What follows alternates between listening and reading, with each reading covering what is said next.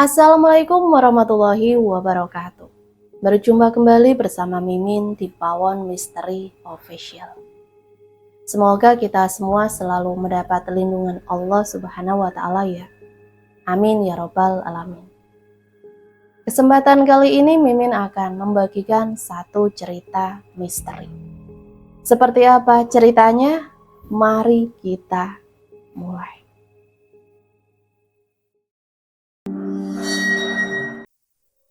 Namaku Guntur. Umurku baru menginjak angka 20. Aku seorang lelaki pekerja keras. Keras dalam artian yang sebenarnya. Ya, aku hanya seorang buruh pabrik onderdil sepeda motor di daerah Bekasi. Orang tuaku telah mewariskan sebuah rumah yang tidak terlalu besar, namun cukup nyaman untuk dihuni oleh seorang lajang seperti aku ini. Kedua orang tuaku memilih untuk tinggal di kampung halaman, menghabiskan masa tuanya dengan menjadi pedagang kecil-kecilan dan bercocok tanam di ladangnya yang lumayan luas. Di kampung ini aku dikenal sebagai pemuda yang aktif dalam segala kegiatan. Dari menjaga situasi kampung agar aman dan kondusif, juga perbaikan sarana baik jalan maupun lingkungan sekitar. Aku juga sering melibatkan diri dalam setiap agenda kampung. Pokoknya apa saja aku terima dengan senang hati, selagi semua bermanfaat bagi semua. Aku seringkali mendapat kerja lembur atau kebagian shift malam hingga pagi, baru pulang ke rumah. Sehingga pada suatu kejadian yang tak pernah hilang dalam ingatanku, memusnahkan tempat tinggalku dan warga kampungku. Ya, kebakaran hebat yang terjadi pada malam awal bulan puasa itu telah membumi hanguskan rumahku, rumah warga sekitar, bahkan rumah-rumah yang jauh dari kampungku. Ratusan bahkan mungkin ribuan rumah telah musnah dilahap si jagung merah. Dan yang bisa aku lihat pada pagi harinya hanyalah puing-puing yang berserakan. Perabotan rumah tangga peninggalan ibu dan ranjang besi yang sudah berwarna hitam. Aku sudah tidak mempunyai apa-apa lagi. Uang di dalam lemari yang sempat aku simpan sedikit demi sedikit untuk masa depan pun ludes bersama seluruh pakaianku. Aku benar-benar hidup dari nol tanpa punya apa-apa. Masih beruntung bagi teman-teman yang masih hidup bersama orang tua dan keluarganya. Setidaknya mereka masih sempat menyelamatkan harta benda yang berharga, seperti uang, pakaian, atau televisi, juga laptop. Sementara aku, untuk berganti pakaian pun harus menunggu sumbangan atau bantuan dari para dermawan yang mulai berdatangan. Sedangkan perusahaan tempat aku bekerja tidak mau tahu akan kondisiku sekarang. Aku harus tetap bekerja sesuai jadwal. Kalaupun harus libur, aku wajib menyerahkan surat bukti halanganku. Ya, pokoknya aku begitu sulit saat itu. Aku harus berpikir untuk tidur di mana malam nanti. Untuk beberapa hari aku bersama warga tinggal di kamp bantuan pemerintah. Aku juga yang memaksakan diri mendirikan tenda darurat di atas puing-puing rumah mereka, sambil membenahi sedikit demi sedikit barang-barang yang sudah tak berguna untuk dibuang. Pada minggu-minggu berikutnya, satu demi satu warga mulai membangun rumah mereka kembali. Bagi yang mampu mungkin bisa membangun lebih bagus dari rumah sebelumnya. Namun yang tak mampu cukup mendirikan rumah menggunakan kayu triplek dan seng. Sementara aku, kamu gak usah pusing mikirin buat tidur, Gun. Kamu tinggal sama aku aja. Bapak ibu aku pasti mau nerima kamu kok, kata Pandu setelah mendengar curhatanku. Tapi rumah kamu kecil, Pan. Aku mau tidur di mana? Ya elah, kita tuh cowok, Gun. Asal ngantuk juga bisa merem di mana aja. Yang penting kita bisa berteduh, gak kehujanan, oke? Mulai malam ini aku tinggal bersama keluarga Pandu, yang memang sudah begitu dekat sejak orang tuaku masih tinggal di sini.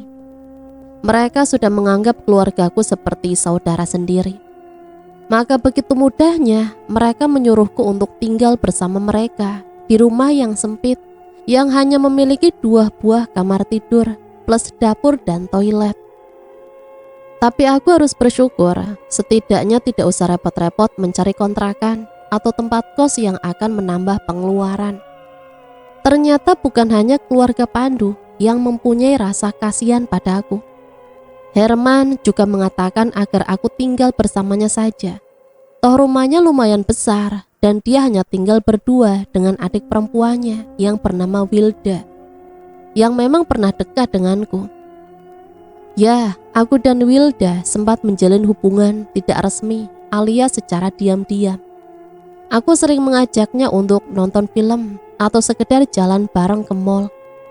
Begitu juga dengan Wilda, ia sering mengechat aku dan berpesan agar aku menunggunya di taman kota. Tapi aku gak enak lah sama tetangga, masa aku tinggal sama adik kamu, ntar gimana pendapat orang?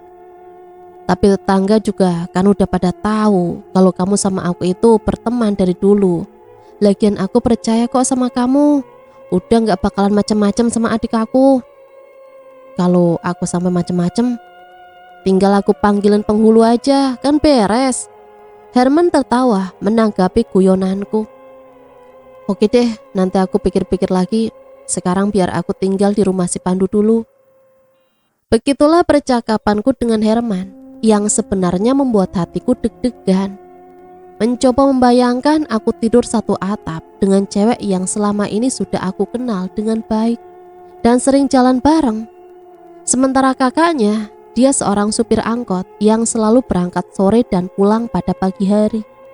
Terus, apa mungkin aku atau Wilda bisa bertahan untuk tidak melakukan hal-hal yang negatif? Tetangga depan rumahku, yaitu Bu Ratmi, yang rumahnya dulu paling besar, sekarang terbagi menjadi 5 bagian. Berpetak-petak menghitung jumlah anaknya yang sudah berkeluarga. Malam itu Bu Ratmi mengundangku ke rumahnya. Begini Nak Gun, Ibu melihat tanah bekas rumah kamu terbengkalai begitu saja, kotor dengan puing-puing dan barang-barang yang hangus, dan itu merusak pemandangan. Sementara di kiri kanan, depan belakang semua sudah dibangun rumah kembali. Saya ngerti Bu, tapi mau bagaimana lagi, untuk membersihkan bekas kotoran itu juga perlu uang. Apalagi untuk membangun rumah kembali, rasanya nggak mungkin Bu. Ibu mengerti, makanya ibu mau menawarkan sesuatu yang barangkali kamu setuju. Apa itu Bu? Bagaimana kalau tanah kamu ibu beli saja? Tentu saja dengan harga yang berimbang. Tapi kamu juga harus membeli bekas kamar mandi umum milik ibu yang di belakang sana. Kamu bisa menambah pasangan bata atau bisa kamu bikin tingkat, mengingat luasnya yang hanya 6 kali 4 meter saja. Ibu rasa kelebihan dari tukar tambah tempat ini bisa kamu pergunakan untuk biaya pembangunan nantinya. Dan ibu yakin kalau tetangga juga pasti mau membantu gotong royong tanpa perlu kamu bayar. Bagaimana? Pikirkan baik-baik, lebih baik tinggal di rumah sendiri meskipun kecil dan jelek daripada menumpang sama orang yang suatu saat nanti menjadi bahan omongan. Dan aku menimbang-nimbang keputusan yang harus aku ambil. Semua yang dikatakan Ibu Ratmi memang benar adanya, dan rasanya aku tidak perlu berpikir lebih lama untuk mengatakan iya atau tidak. Beruntung bagiku karena ada beberapa teman yang bisa kerja di proyek sebagai tukang dan kebetulan saat itu dia sedang menganggur. Sekarang bekas kamar mandi yang tadinya terlihat kotor dan sedikit serem, apalagi aku juga sering mendengar kalau di tempat yang kini menjadi rumahku, dulunya memang angker. Sudah banyak warga sekitar yang memanfaatkan kamar mandi umum itu sering melihat penampakan. Ya, penampakan seorang wanita cantik dengan rambut panjang terurai hingga sebatas pinggang.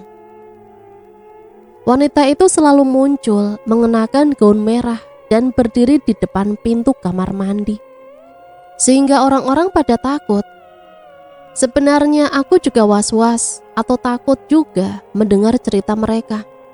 Kebayang deh lagi duduk sendirian di lantai atas, asik ngopi sambil ngerokok. Tiba-tiba ada suara atau sosok cewek yang tiba-tiba ikutan duduk di sebelahku. Tapi mau gimana lagi, masa harus numpang terus di rumah orang? Malam pertama aku masuk dan tinggal di rumah baruku. Yakin aku gak bisa tidur. Berkali-kali aku memaksakan diri untuk tidur, tapi tetap saja aku merasa gelisah dan gulang-guling gak karuan. Nah, pas terdengar suara kokok ayam, mungkin karena capek bolak-balik badan, akhirnya aku bisa tidur juga dan hampir kesiangan berangkat kerja. Dan begitu juga malam-malam berikutnya. Aku membiasakan diri untuk bisa tidur walaupun di penghujung pagi. Terkadang aku berharap dapat kerja bagian malam saja agar aku bisa tidur di rumah pada siang hari. Karena menurut orang gak ada hantu pada siang hari. Minggu pagi cuaca nampaknya kurang bersahabat. Gerimis kecil mulai turun membuatku merasa malas untuk bangun dari tidur. Sebenarnya aku sudah punya rencana untuk keluar, sekedar melepas kejenuhan dari pikiranku yang teramat lelah. Sejak aku menempati rumah baruku, aku sering kurang tidur malam. Rasa was-was, gelisah, dan dag-digduk jantungku selalu aku rasakan. Dan semalam aku benar-benar tersiksa. Memang kebiasaanku setiap malam minggu, aku selalu keluar rumah, entah menonton film di bioskop, atau hanya nongkrong di tempat keramaian, menikmati malam panjang sambil makan di lesehan. Tapi semalam memang aku benar-benar lagi malas keluar. Pertama ya itu tadi, dompet kosong belum gajian, dan suasana hati juga lagi tidak mendukung. Jadi aku paksakan mata ini agar terpejam. Hampir setiap saat aku melihat jam yang kupasang di tembok. Jarum jam sudah menunjukkan angka 11:15 menit. Aku menarik selimutku yang memang panjang hingga menutupi kepalaku. Namun pikiranku mengajak mataku untuk sedikit mengintip dari dalam selimut yang aku sibak sedikit. Aku seperti mendengar ada suara langkah yang sedang menaiki tangga. Langsung saja aku merinding seperti orang terkena serangan demam yang mendadak. Langkah itu semakin terdengar jelas dan dekat. Antara rasa takut dan penasaran, aku memberanikan diriku untuk mengintipnya lagi. Tubuhku seketika terasa kaku. Aku tidak mampu menggerakkan tangan dan kakiku. Di atas undakan tangga yang terakhir, mataku dengan jelas melihat suatu penampakan yang seketika itu juga menghentikan denyut jantungku. Sepasang kaki yang aku yakin milik wanita karena bentuknya yang indah. Aku belum berani untuk melihat sampai bagian lainnya. Aku membaca ayat kursi dalam hati, meskipun dengan tidak teratur karena saking gemetarnya. Benar seperti yang diceritakan warga. Kalau bekas tempat kamar mandi umum ini yang sekarang jadi rumahku memang angker. Sering ada penampakan seorang gadis yang selalu memakai gaun merah. Namun yang aku lihat sepertinya gaun itu tidak panjang hingga menyapu lantai. Iya, aku melihat sepasang betisnya dan tungkai kakinya yang indah. Berarti ia memakai gaun pendek sebatas lututnya. Entah sudah berapa ayat suci yang aku baca di dalam hati, karena aku percaya tidak ada hantu yang memangsa orang, atau paling tidak untuk membuat hatiku sedikit tenang. Keberanianku berangsur tumbuh dan aku mulai memberanikan diri untuk melihat lebih ke bagian atas dari penampakan gadis penunggu bekas kamar mandi umum yang sudah fenomenal ini. Namun bersamaan dengan tumbuhnya keberanianku, aku melihat sosok itu berbalik, menuruni tangga, sehingga aku bisa melihat bagian belakangnya. Dan benar juga apa kata orang, kalau perempuan itu memiliki rambut yang panjang, terurai hingga sebatas pinggang. Setelah penampakan itu tak lagi terlihat, aku bangun dan duduk di tepi kasur busa yang tidak terlalu tebal. Terdengar suara ketukan di pintu bawah. Dengan malas aku membuka pintu di lantai atas dan melongo ke bawah. Wilda, aku agak heran juga. Mau apa cewek itu ke rumahku pagi-pagi? Tapi ya akhirnya aku turun juga dan membukakan pintu untuknya. Gun, kamu baru bangun tidur? Kemana aja semalam? Tanya Wilda. Aku terperangah juga dengan pertanyaannya. Rupanya dia masih punya perhatian sama aku. Aku nggak kemana-mana. Kamu ada perlu apaan? Tumben ke gubuk aku. Aku boring banget nih di rumah. Mau jalan nggak ada yang nemenin. Kamu gimana? Punya rencana kemana pagi ini? Kayaknya enggak tuh. Ya udahlah, masuk dulu deh. Kelihatannya Wilda senang juga aku suruh masuk dan dia langsung ke lantai atas. Widih, rumah kamu nyantrik banget. Ternyata kamu punya selera tinggi juga ya. Wilda memperhatikan interior langit-langit yang memang dibentuk sedemikian rupa oleh temanku. Kemudian Wilda melihat keluar dari balkon dan melanjutkan percakapan kami. Ini bukan rumah, Dak. Cuma gubuk derita, tapi ya lumayan lah buat tidur. Sejak saat itulah, Wilda seringkali datang ke rumahku. Selalu bertanya mengenai cerita hantu yang menghuni tempatku ini. Semula aku merasa enggan untuk menceritakannya, tapi Wilda malah cemberut dan menyangka aku sering bertemu dengan perempuan yang belum pernah aku lihat wajahnya. Aku hanya menceritakan keanehan yang terjadi. Misalnya bekas makan dan gelas kopi yang belum sempat aku cuci. Nah, pas pagi harinya sudah terletak pada tempatnya dalam keadaan bersih dan bau harum. Begitu juga lantai yang hanya berlapis vinil, sepertinya sudah disapu dan dipel. Aku hanya menyimpan rasa heranku tanpa pernah bercerita kepada siapapun. Aku tak mau membesar-besarkan hal yang sepele dan bisa meluas menjadi bahan omongan orang. Jujur, aku belum pernah ngelihat muka dia, dan mudah-mudahan gak akan sampai melihatnya lah. Intinya dia jangan sampai gangguin aku deh. Tapi kalau sempat dia menampakkan diri, apa yang akan kamu lakukan, Kun? Mana aku tahu, mungkin lari, atau paling enaknya sih pingsan aja, biar gak lama-lama ngelihat dia. Malam ini kebetulan aku kebagian shift malam. Maka jam 11 aku sudah siap untuk berangkat. Jam masuk kerjaku nanti pukul 12 pas dan pulang pukul 8 pagi. Selesai ngopi dan merokok, aku mengambil kunci motor dan mulai menuruni tangga. Dengan jantung berdebar-debar, perlahan aku menuruni tangga tanpa menimbulkan suara. Namun ketika pada anak tangga terakhir, tiba-tiba aku merasa merinding. Kaki aku pun sulit diajak untuk melangkah, rasanya berat dan kaku. Keringat dingin mulai mengalir dari wajah hingga ke seluruh tubuhku, mendadak basah. Namun mataku masih bisa melirik ke arah sudut kamar mandiku yang kecil dan tertutup spanduk partai. Aneh, spanduk partai itu kenapa berubah warna menjadi merah, padahal sebelumnya warnanya biru. Dan setelah aku perhatikan dengan ekor mataku, ternyata itu bukan spanduk, tapi sebuah gaun merah. Apalagi setelah aku perhatikan lebih ke bawah, aku melihat sepasang kaki telanjang. Ah, ternyata dia ada di sana. Dalam hatiku langsung membaca ayat kursi dan ayat-ayat lain, dengan harapan dia cepat lenyap seperti waktu itu. Tapi kali ini pemilik kaki telanjang dan gaun merah seperti sengaja ingin memperlihatkan wujudnya. Dia keluar dari sudut toilet dan melangkah ke arahku.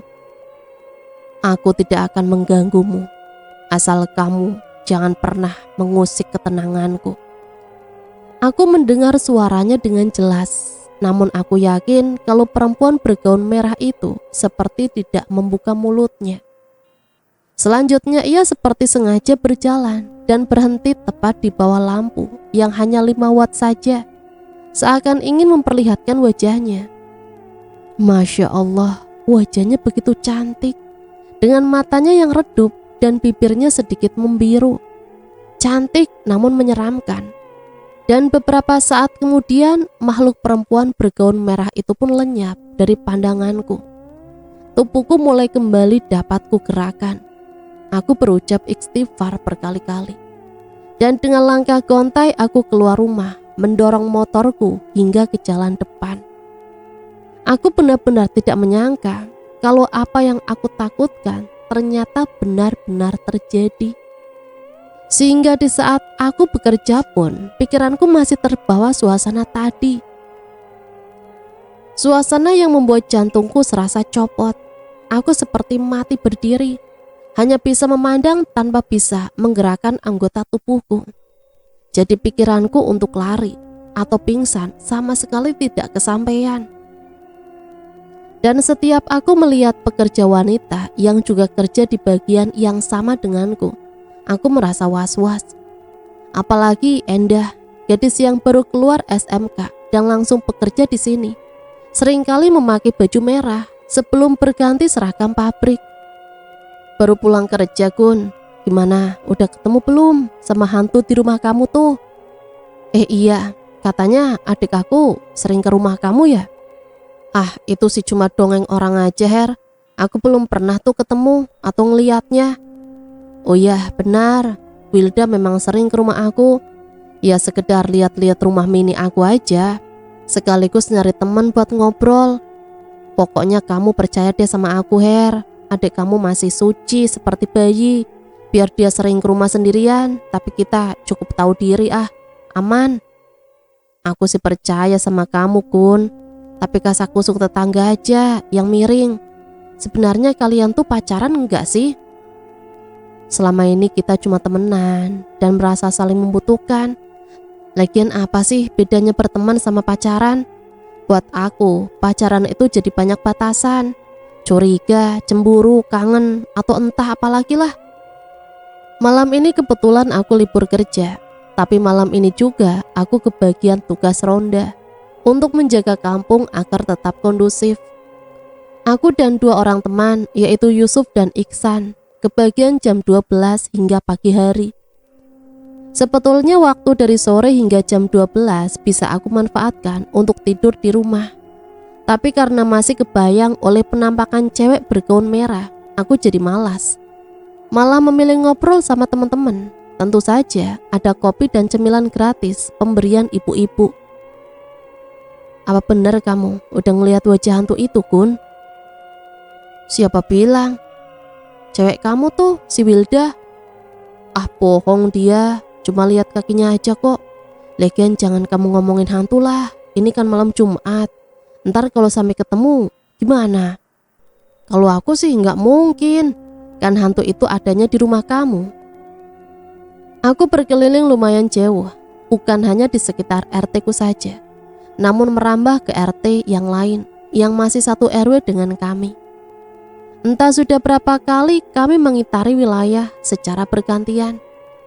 Dan setelah kami merasa lelah, kami berniat kembali ke pos. Namun setelah kami tepat berada di depan sebuah rumah yang belum selesai dibangun, Yusuf menarik tanganku agar aku berhenti. Dan dia menyuruhku untuk tidak berkata dengan jari yang ia tempelkan pada bibirnya. Ada apa? Hantu bergaun merah itu ada di dekat sana. Balas Yusuf balik berbisik dan ia menunjuk ke dalam rumah itu. Aku penasaran dan menuruti telunjuk Yusuf yang mengarah tepat pada satu sosok dalam keremangan cahaya lampu di dalam bangunan itu. Benar, itu pasti dia. Perempuan yang selalu bergaun merah. Tapi sedang apa dia di sana?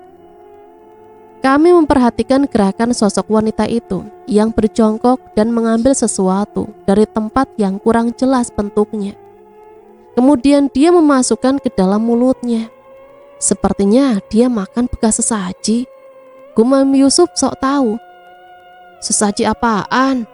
Siang tadi kan rumah itu baru selamatan, naik wuwungan. Dan ada sesaji berupa kembang, dupa, juga makanan untuk dimakan bersama para pekerjanya. Kalau makanan mungkin sudah habis, dan yang tersisa hanya kembang dan dupa, juga sebatang rokok lisong. Jadi menurut kamu dia makan? Belum sempat aku menyelesaikan omonganku, tiba-tiba Yusuf menarik tanganku agar bersembunyi. Dan kami melihat sosok itu mulai berjalan dari tempatnya semula. Dia berjalan memasuki gang kecil yang menuju rumahku. Yuk kita lihat. Enggak aku takut, Suf. Alah, sama hantu aja takut. Kita ini makhluk yang sempurna, Gun. Sedangkan hantu itu cuma bayangan doang. Gak ada ceritanya tuh orang dimangsa sama hantu. Tapi kamu aja yang masuk ya, kan kamu yang pengen ngeliat dia. Iya deh, dasar penakut. Sampai di depan rumah suasana nampak sepi. Semua tetanggaku sudah pada tertidur. Apalagi sekarang malam sudah terlalu jauh beranjak. Aku melihat ke bagian atas balkon rumahku. Tak ada tanda-tanda kalau cewek itu ada di sana. Namun aku malas untuk masuk dan hanya memberikan kunci pintu pada Yusuf. Yusuf membuka pintu lalu masuk ke dalam. Suaranya terdengar lantang, seakan ingin bertemu dengan sosok perempuan itu. Hai, keluar dan kasih lihat tuh wajah kamu. Memang tak ada jawaban apa-apa dan sepertinya makhluk itu memang tidak ada di sana. Tiba-tiba ada suara gemuruh riuh rendah dari puluhan ekor kucing yang sepertinya dia lemparkan ke atap rumahku yang terbuat dari seng gelombang. Aku yang mendengar dari luar saja sudah sangat terkejut. Nyaliku ciut dan aku menyurutkan langkah dari depan pintu. Aku melihat Yusuf menabrak pintu dan berlari meninggalkanku. Aku pun pergi menyusul Yusuf tanpa mengunci pintu rumahku. Yusuf langsung menegak sisa kopinya. Kemudian dia berusaha untuk mengatur nafasnya yang memburu. Kenapa kamu, Suf? Tanya Iksan heran melihat Yusuf seperti orang yang kosong karena tidak ada jawaban dari Yusuf. Iksan melempar pertanyaannya padaku. Lalu aku menceritakan hal yang baru saja kami alami. Dan Iksan sepertinya terpengaruh juga dengan ceritaku itu. Ia diam 1000 bahasa tanpa bertanya apa-apa lagi. Hampir 1 jam kemudian, barulah Yusuf sudah terlihat normal kembali. Dia menceritakan kejadian yang sebenarnya ia lihat di dalam rumahku. Sumpah, aku hampir ngompol di celana waktu pas aku dengar suara puluhan kucing di atas seng. Pas bareng cewek hantu itu turun dari tangga, dia ngeliat aku sambil nunjuk ke arah aku. Dia bilang, kamu sudah menggangguku. Begitu dia melangkah mau deketin aku, beruntung aku masih punya sisa tenaga. Terus aku kabur. Yusuf bercerita, terus sekarang apa? Kamu masih berani nantangin hantu itu? Iksan sengaja meledeknya. Ih, amit-amit aku gak mau lagi ngelihat yang kayak begituan nih. Masih kerasa merinding aku. Iksan malah tertawa melihat wajah Yusuf yang terlihat agak pucat. Makanya jadi orang itu jangan sombong. Hantu itu kata orang tua, dia gak mau ketemu sama orang. Tapi mungkin karena orangnya aja yang berpikiran negatif. Jadi dia kepancing untuk memperlihatkan keberadaannya. Ya kayak kamu tadi. Kata-kata Iksan cukup bijak. Sepertinya dia sedikit mengerti tentang masalah gaib. Malam baru saja merangkak. Jarum jam masih menunjukkan angka 9. Kutaruh gelas kopi yang masih tersisa setengahnya. Dengan maksud untuk tidur bareng sejenak sambil menunggu waktu berangkat kerja jam 12 nanti. Baru saja aku merebahkan tubuhku, tiba-tiba aku mendengar pintu di bawah ada yang mengetuknya. Dengan malas aku menuju balkon untuk melihat siapa yang mengetuknya. Tapi aku tak melihat siapa-siapa. Hanya kesunyian yang aku rasakan. Belum lagi aku masuk, suara ketukan terdengar lagi. Aku pikir mungkin teman yang iseng buat menakut-nakuti aku dan bersembunyi di tempat lain yang agak gelap. Setelah berulang-ulang aku mendengarnya, terpaksa aku pun turun. Aku sempat terkejut melihat Hilda sudah berdiri di ambang pintu. Hilda, ada apa? Kok malam-malam kemari? Boleh aku masuk? Balas Hilda. Aku merasa aneh. Rasanya janggal benar saat dia mengatakan aku, yang biasanya dengan kalimat gue. Tumben kamu ngomong pakai aku segala, kayak di sinetron aja. Aku kangen sama kamu, Guntur. Kangen? Kangen apaan? Kan setiap hari kita ketemu, bahkan kamu juga sering kesini kok. Wilda benar-benar aneh. Dia hanya tersenyum dan merebahkan tubuhnya di kasur. Dak, tolong kamu jangan sampai tidur di sini, sebab aku berangkat jam 12 nanti. Entah dia budek atau tuli, ia begitu acuh dengan kata-kataku. Bahkan matanya mulai merem-melek dengan bibirnya yang merekah indah. Temani aku di sini, Guntur. Pintanya dengan mata terpejam. Dan sungguh aneh, kata-kata Hilda seakan sebuah perintah yang tidak bisa aku menolaknya. Entah mengapa tiba-tiba detak jantungku bergemuruh hebat demi melihat Hilda menaikkan pakaian bagian bawahnya sehingga memperlihatkan pahanya yang mulus. Aku berusaha untuk melawan keinginan agar dekat dengannya. Namun entah kenapa kakiku seakan bergerak bukan atas dasar pikiranku. Aku duduk di samping Hilda dan menikmati wajahnya. Dia memang cantik dengan mata sedikit besar, berhidung mancung dan memiliki sepasang bibir yang sensual. Tak ada yang aku perbuat karena aku memang tidak punya keberanian atau tak pernah berpikir untuk melakukan itu. Namun tiba-tiba kedua tangan Hilda merangkul leherku, lalu menariknya hingga wajah kami tepat saling dekat. Kamu apa-apaan sih Hilda? Sekarang tolong kamu pulang sebelum kita semakin jauh melangkah. Pulang kata kamu, ini tempatku Guntur. Sudah puluhan tahun aku tinggal di sini. Aku selalu kesepian, sendirian tanpa teman.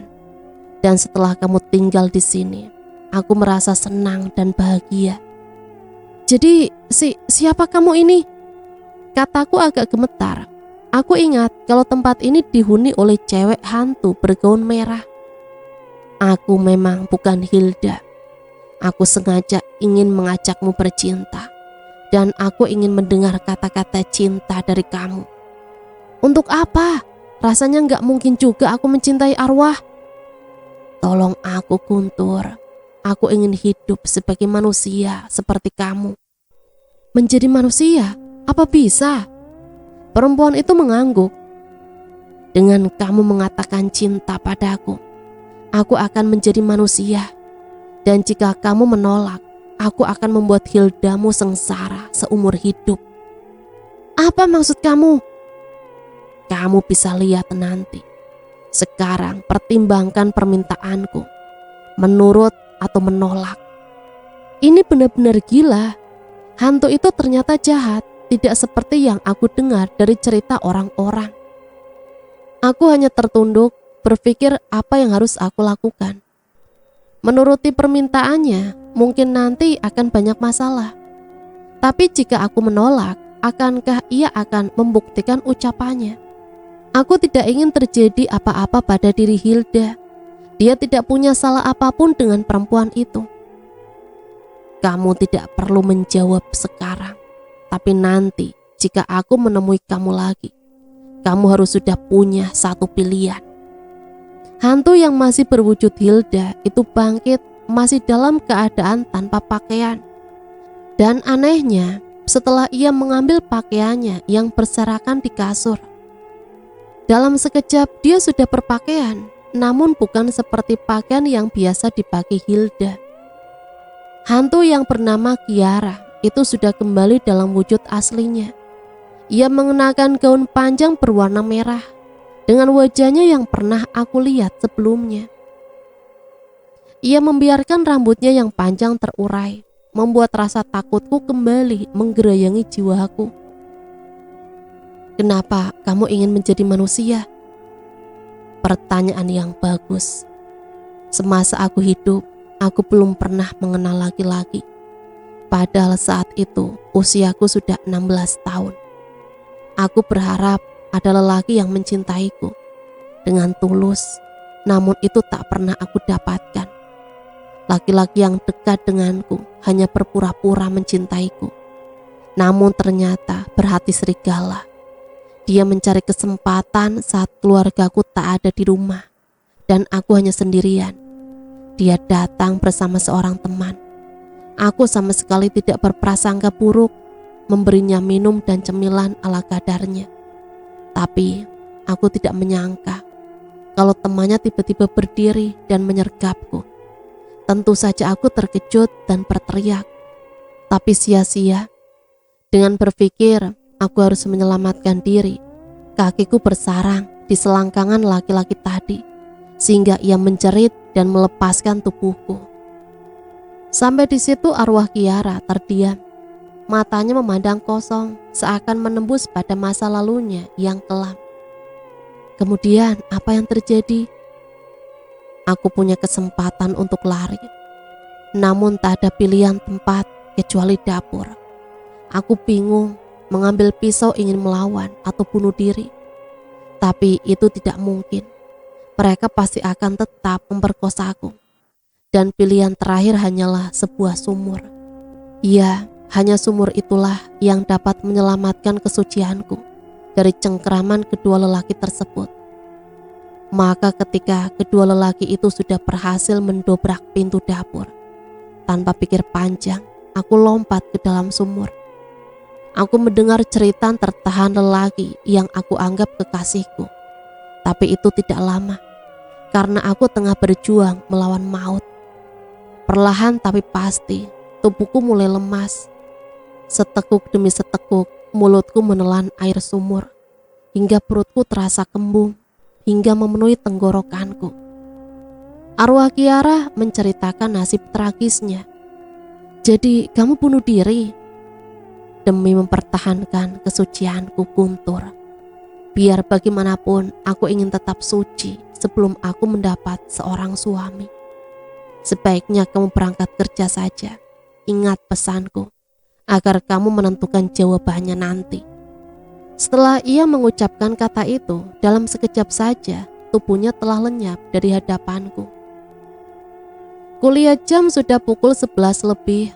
Mestinya aku sudah bersiap untuk berangkat. Tapi gara-gara arwah itu, semangatku lenyap begitu saja. Kalau mendengar kisahnya, aku merasa prihatin dengannya. Berarti dia gadis yang teguh dalam pendirian.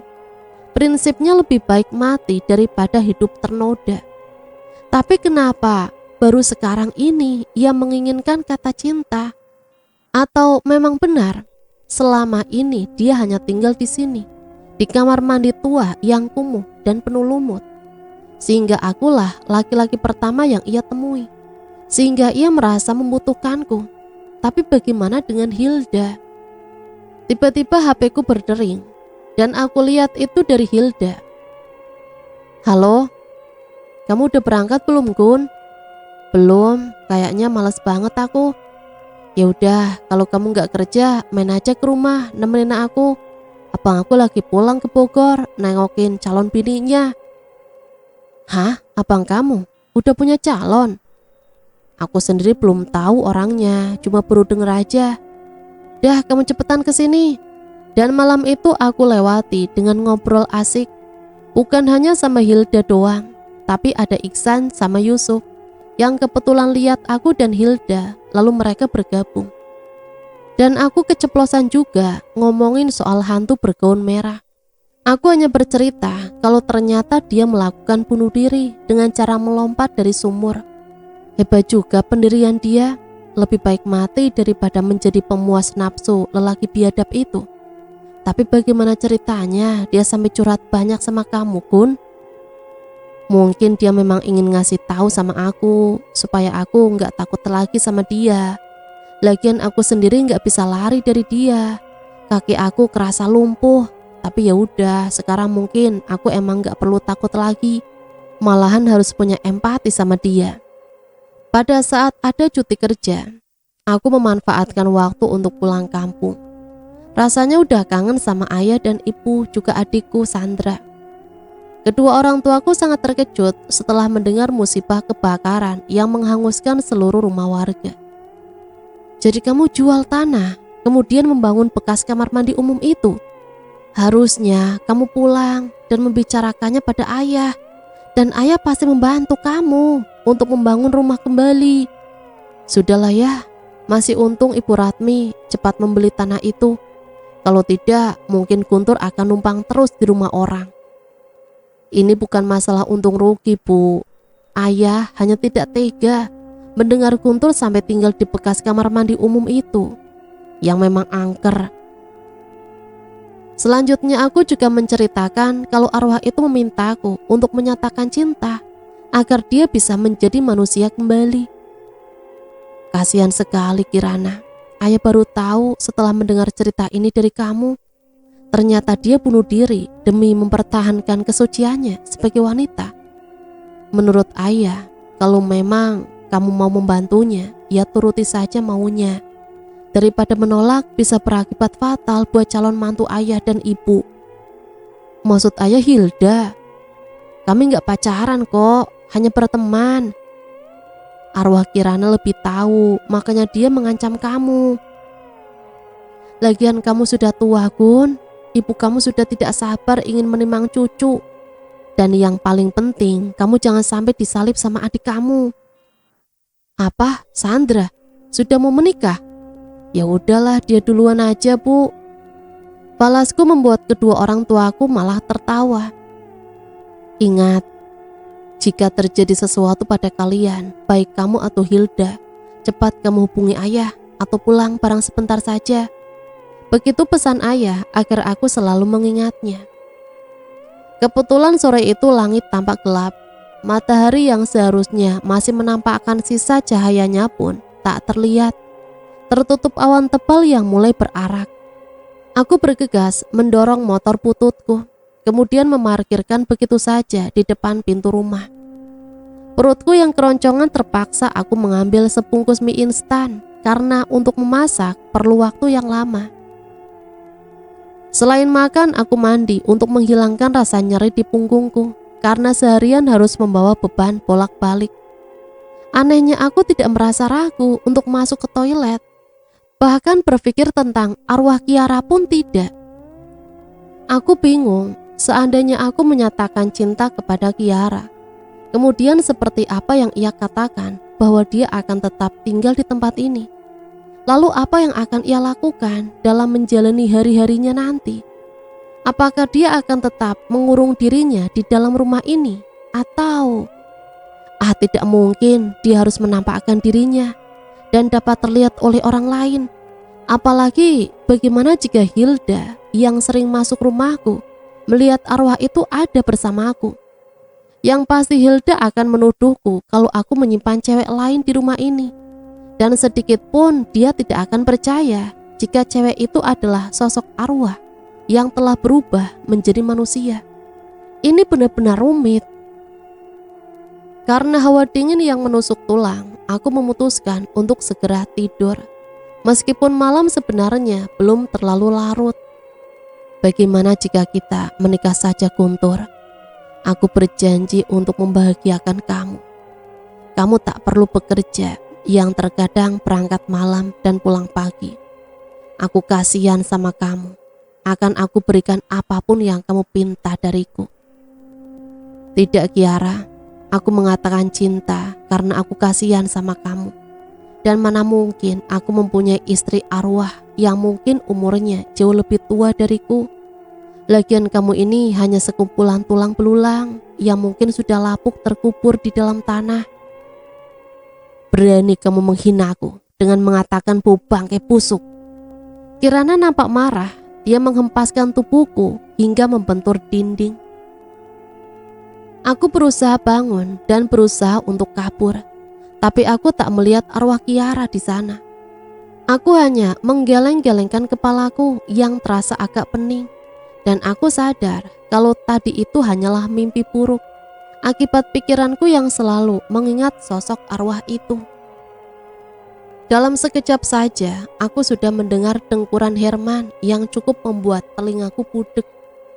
Boro-boro bisa tidur, malahan terganggu sama suara ngoroknya itu.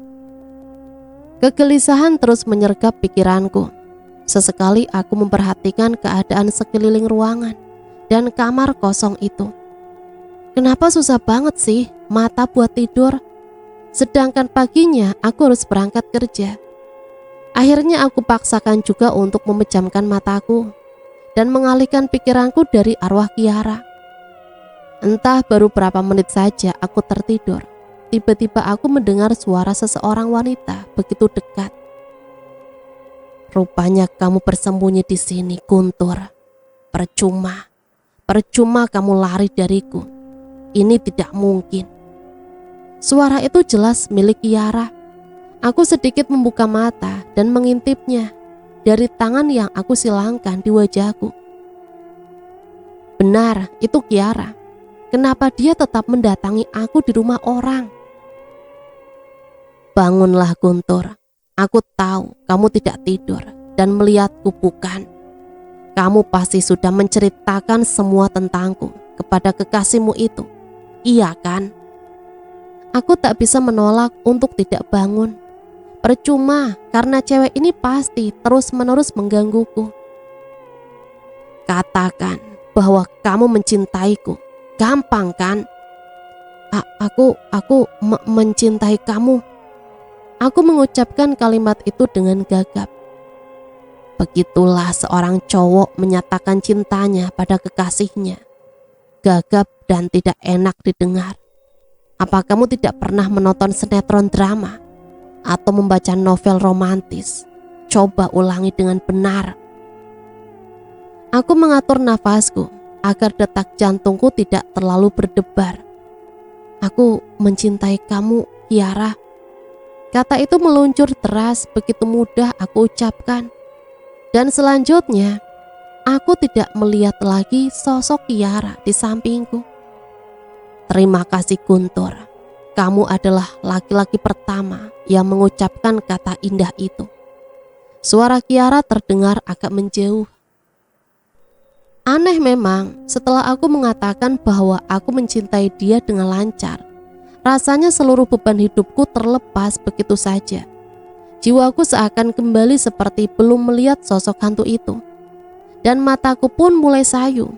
Aku tertidur pulas hingga pagi. Aku melihat Herman dan Hilda sudah bangun lebih dulu. Kenapa kamu tidur di kursi? Tidur sama kamu, sama aja aku tidur dekat kebo. Ngorok nggak kira-kira? Wah, iya kah? Ya udah deh, sana kamu mandi duluan, terus sarapan bareng. Enggak deh, ntar aku mandi di rumah aja.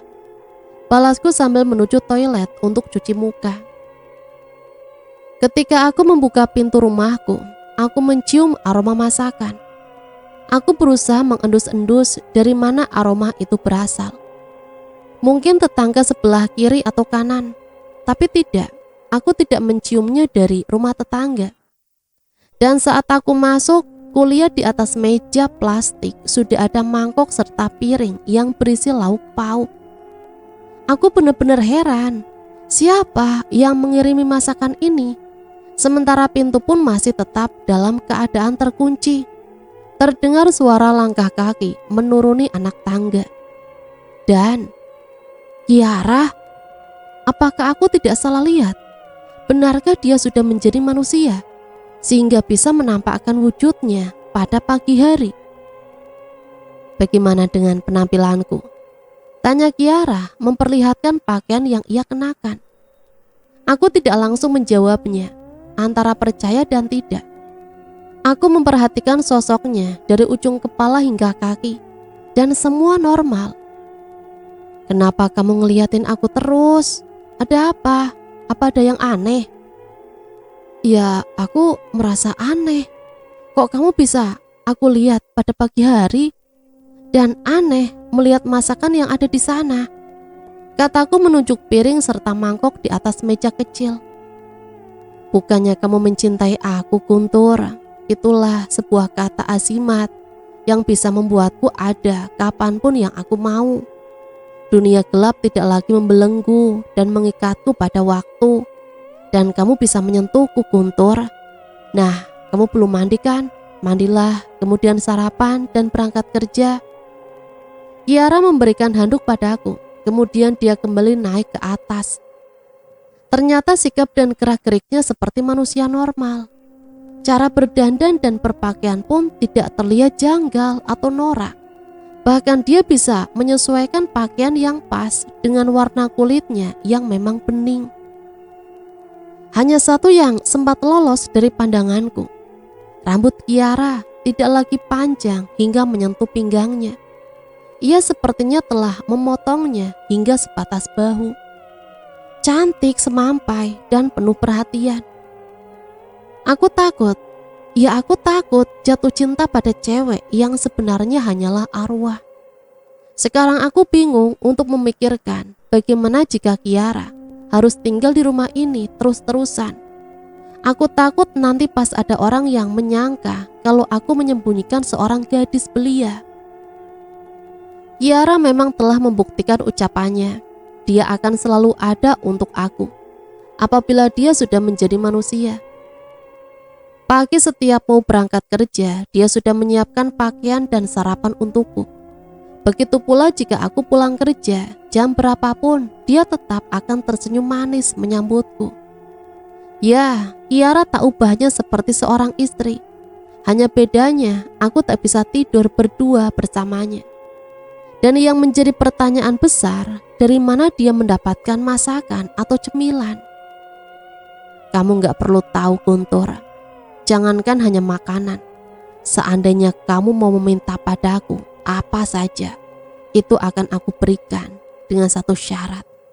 Kamu harus menikahi aku. Kamu tidak perlu repot-repot banting tulang. Rumah mewah, kendaraan yang indah, dan harta yang berlimpah itu hal kecil bagiku. Tapi aku tahu, Guntur. Kamu mau bilang kalau kamu sudah punya Hilda, kan? Aku maklumi itu, dan aku juga tidak melarang kamu untuk berhubungan dengan dia. Tapi satu hal yang harus kamu ingat, jangan pernah kamu menikahi gadis manapun, juga Hilda. Kenapa bisa begitu? Bukankah kamu memintaku untuk mengatakan cinta, agar kamu bisa menjadi manusia? Tapi sekarang, Kiara mendekat, matanya menatap tajam bola mataku. Karena aku ternyata memang mencintai kamu. Tidak, hentikan semua permainan dan harapan kamu. Aku tidak mau menikah dengan arwah. Aku teringat pesan ayahku agar aku cepat pulang bila ada sesuatu yang memang tidak bisa aku atasi.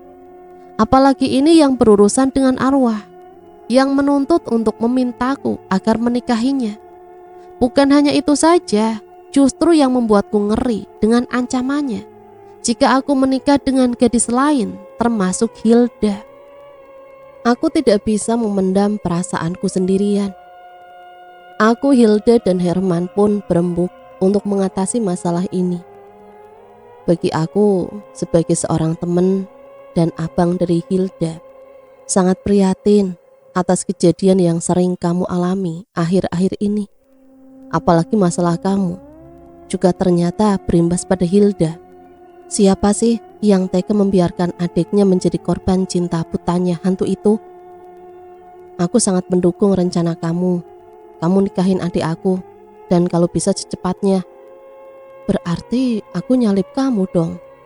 Demi kebaikan dan kebahagiaan seorang adik. Apalagi aku ini cowok, gak masalah kalau disalip.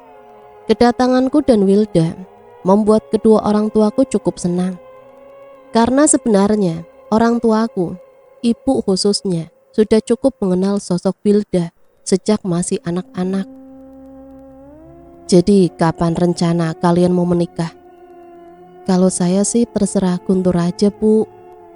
Ya udah, kalau begitu sebaiknya malam ini kalian tidur di sini dulu. Ayah nanti sore akan mengunjungi teman sekaligus guru yang sedikit mengerti tentang masalah seperti yang sedang kamu hadapi. Atau kamu ikut juga boleh, biar nanti kamu bisa menceritakan langsung kepada teman ayah itu. Tapi kalau kamu ngerasa capek, ya sudah, istirahat saja. Enggak lah ya, aku ngantuk. Ya sudah, kamu istirahat saja dulu. Wilda, malam ini kamu tidur sama ibu ya? Iya, Bu. Hari ini aku terpaksa libur dan aku sudah minta izin pada HRD tempatku bekerja. Ayah menceritakan pertemuannya dengan sahabat yang juga guru spiritualnya. Intinya, kalian harus secepatnya menikah. Dan pernikahan itu jangan digelar di sini. Karena makhluk itu pasti mencium gelagat yang kurang baik. Dia pasti akan menggagalkan pernikahan kalian. Jadi teman ayah itu menyarankan sebaiknya di kampung kamu saja, Wilda. Karena di sana pasti banyak orang pintar yang memahami situasi seperti ini. Nanti kamu jelaskan sama abang kamu seperti apa yang ayah sarankan ini. Dan ada syarat yang paling penting untuk kamu, Guntur. Apa itu ya?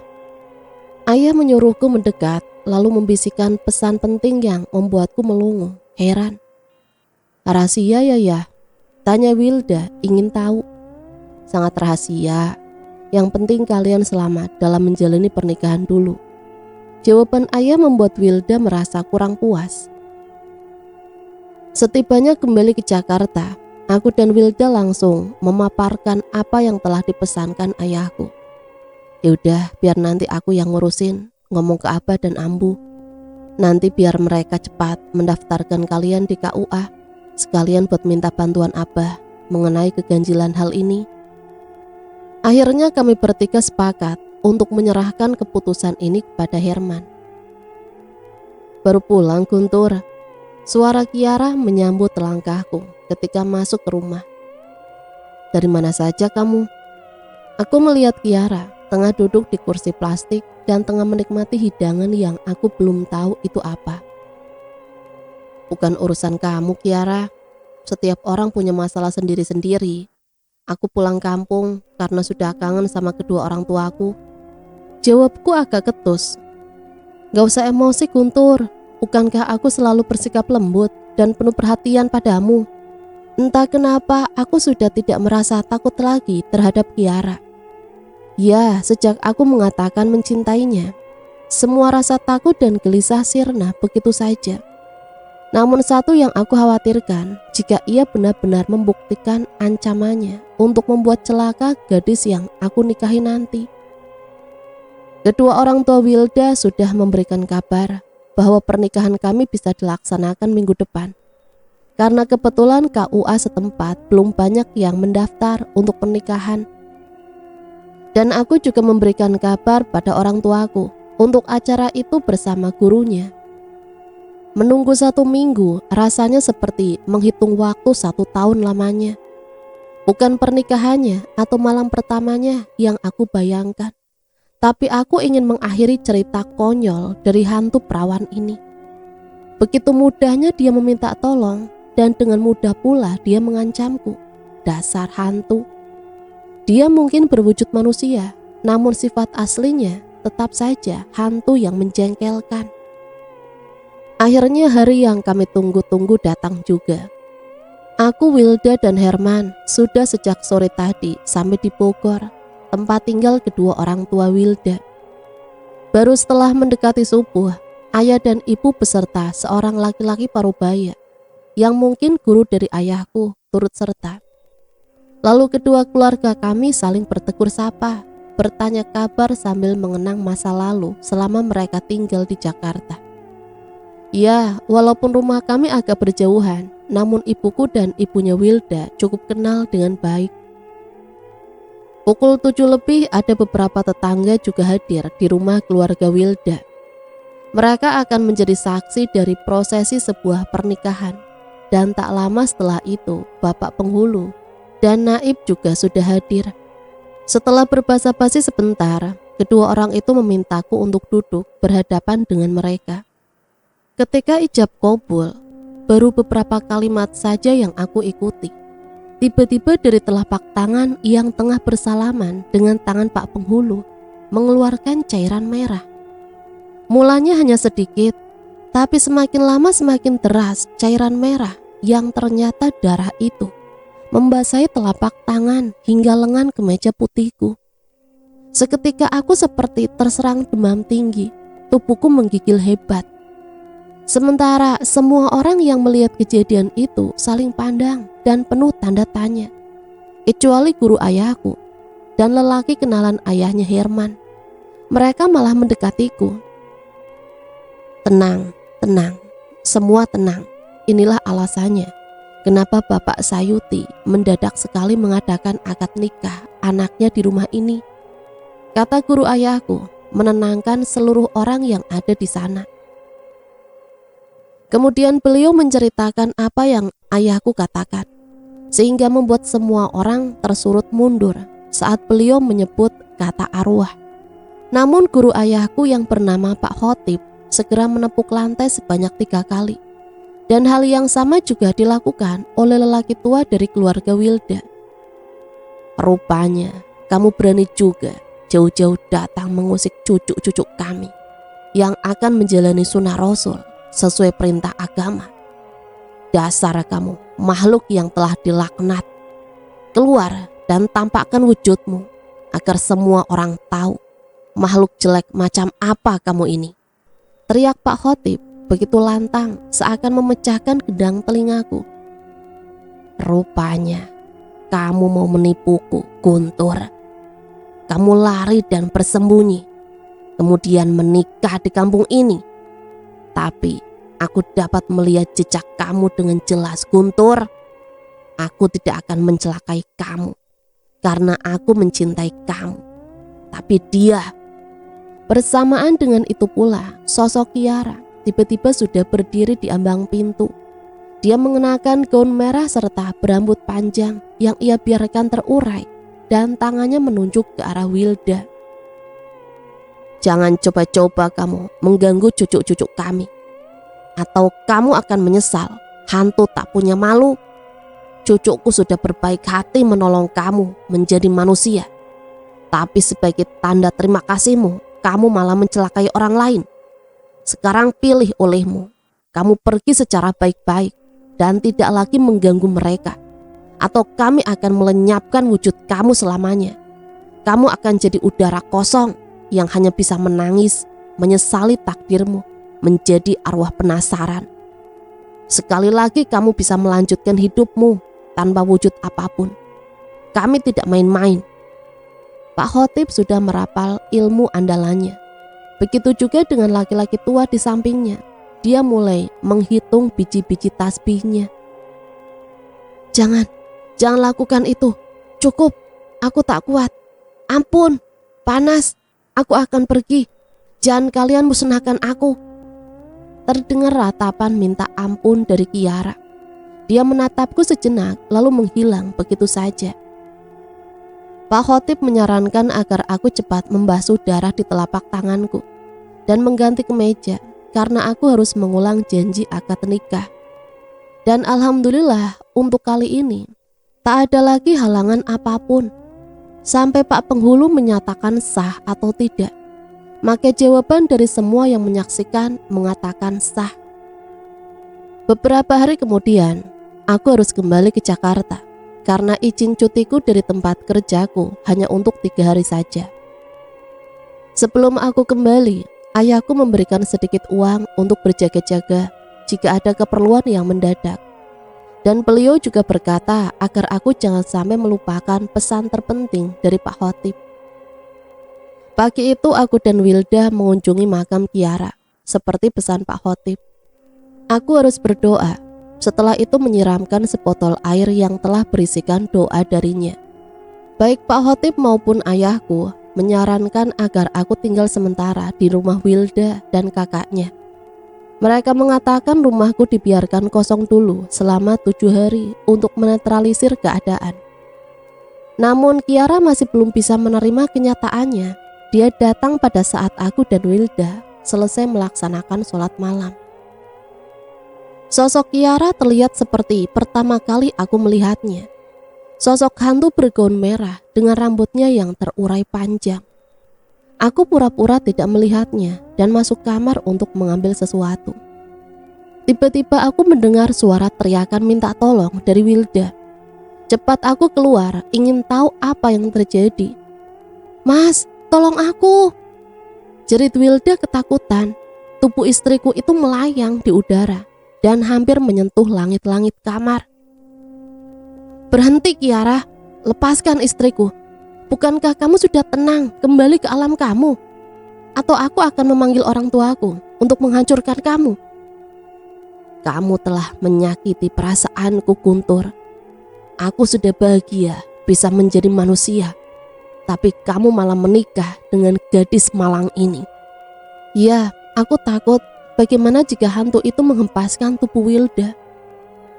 Dan kamu tak usah mengancamku, Guntur, sebab tidak mungkin orang tua kamu bisa datang saat ini juga. Sementara perempuan ini sudah ada dalam kekuasaanku. Baiklah, aku akan menuruti apa maumu, tapi tolong jangan sakiti istriku. Perlahan tubuh Wilda turun hingga menyentuh lantai. Wilda berusaha berlari ke arahku, namun dengan cepat tangan Kiara menarik rambut Wilda. Dalam kesempatan yang hanya beberapa detik saja, aku segera mendekati mereka dengan sesuatu dalam genggamanku. Lepaskan dia! Aku menghardiknya. Tangan kananku langsung menampar wajahnya dengan benda keramat yang sedikit aku gosokkan ke wajahnya. Dan tanpa terduga sedikit pun, Kiara menjerit setinggi langit sambil menutup wajahnya dengan kedua telapak tangannya. Aku melihat kejadian ganjil yang luar biasa. Perlahan-lahan tubuh Kiara menyusut dan mengering, sehingga saat ia melepaskan tangannya yang menutupi wajahnya, terlihat begitu mengerikan. Wajah Kiara yang semula cantik, kini tak ubahnya, seperti jerangkong. Ya, tubuh Kiara telah kembali menjadi tulang belulang yang teronggok di atas lantai. Wilda memelukku erat. Kenapa dia bisa seperti itu, Mas? Aku menggunakan ini, pesan dari Pak Khotib. Aku juga tidak menyangka akan begini akhirnya. Mas, itu celana dalam aku. Pantas aku cari kemana-mana gak ketemu. Dih, jorok kamu.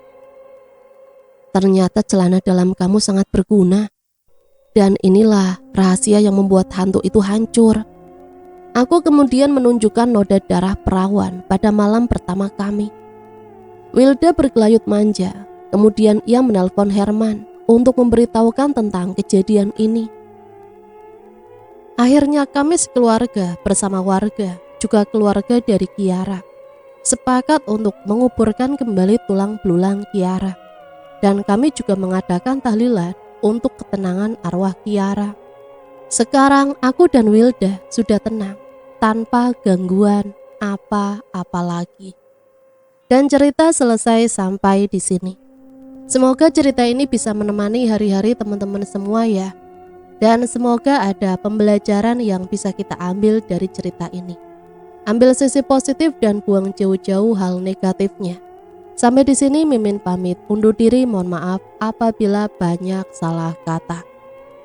Sampai berjumpa kembali di cerita-cerita misteri selanjutnya. Matur nuwun, wassalamualaikum warahmatullahi wabarakatuh.